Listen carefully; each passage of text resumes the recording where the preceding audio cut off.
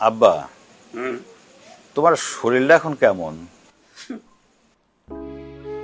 আমার শরীরের কথা এখনো ভাবিস রে বাজান তুই? আমার শরীর অসুস্থ হইলে কি হয়েছে? চোখ দুটা তো ভালো আছে। আল্লাহ তোর চোখ দুটো লয়ে গেল কেন? আমি পয়সা থাকতে তোর চোখ দুটো লয়ে গেল কেন? আল্লাহ আমার দুটো লয়ে গেলে ভালো হইতো। বাবা, তুমি কি ধরনের কথা বলো এগুলা? কেন বলবো না বাজান? বাজান রে, আমার এক পাও খবর চলে গেছে। অসুখে মানুষ শুয়ে বসে দিন কাটায়, আমার তো চোখ দিয়ে কোনো কাম নাই বাজান। তোর চোখের কত দরকার, আর তোর চোখটাই লয়ে গেল আল্লাহ। বউটা ছোট মানুষ, বাচ্চা কাচ্চা হয় নাই তখন, কিভাবে তোরা দিন পার করবি বাজার? কেন বাবা, তোমার সাথে আর মার সাথে বইসা সারাদিন গল্প করব। তোমার মনে আছে না, ছোটবেলায় তুমি আমার হাত ধরে রাস্তায় হাঁটতা আর আমার কত সুন্দর সুন্দর গল্প শোনাইতা। এখন আমি তোমার পাশে সারাদিন বসে থাকবো, তোমার হাতটা ধরে, আর তুমি আমার গল্প শোনাইবা। না রে বাজার, না।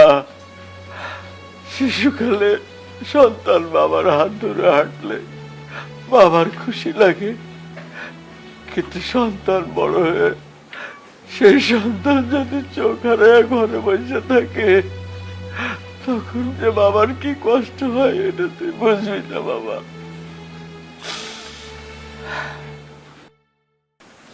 বাবা, তুমি না আমার ছোটবেলায় শিখাইছো, ভালো মন্দ যাই হোক সবসময় সত্যের সাথে থাকতে হবে, বাস্তবতার সাথে থাকতে হবে।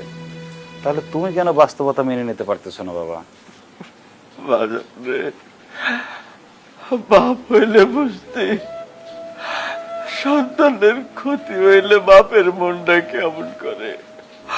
ও বাজার, তাও সেই সন্তান বড় হওয়ার পরে যদি অন্ধ হয়ে ঘরে বসে থাকে, বড় সন্তান যদি এই অবস্থায় যায়, তাহলে কেমন লাগে বাপের? এটা তুই বুঝবি যখন বাপ হবে, তার আগে বুঝবি না রে বাজার। বাজার, বাজার রে, আমি কই কি, আমার চোখ দুটো তোর চোখের মধ্যে লাগান যায় না বাজান? তাহলে দিয়ে দে। না বাবা, তোমার চোখ আমার চোখে লাগানো যাবে না, আর গেলেই বা আমি নিব কেন?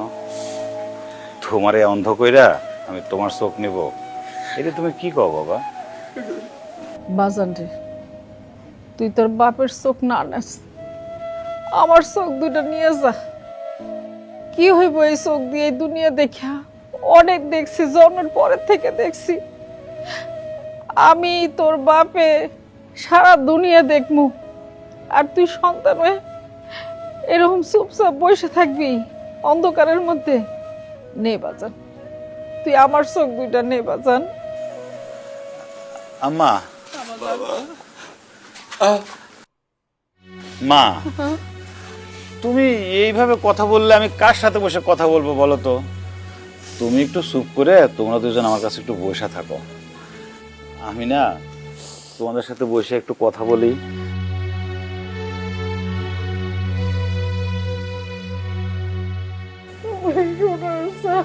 কি হয়ে গেল? কার অভিশাপ লাগে?